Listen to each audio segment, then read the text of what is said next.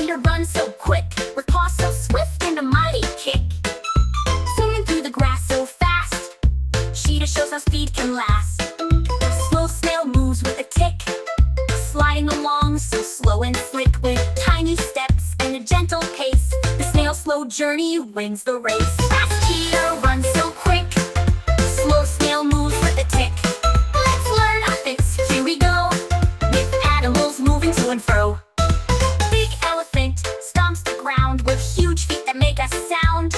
With a tusk so long and a body so wide, the elephant moves with such great pride. Tiny ant marches in a line, so small and quick, moving in time. With legs so little and steps so neat, the ant's journey can't be beat.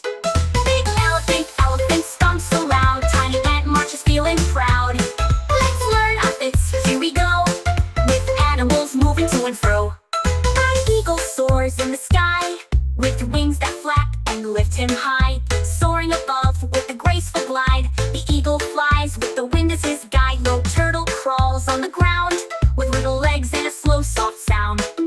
Moving so low with a gentle crawl, the turtle goes steady, never too small. High eagle soars in the sky, the turtle crawls passing by. Let's learn our fits, here we go, with animals moving to and fro.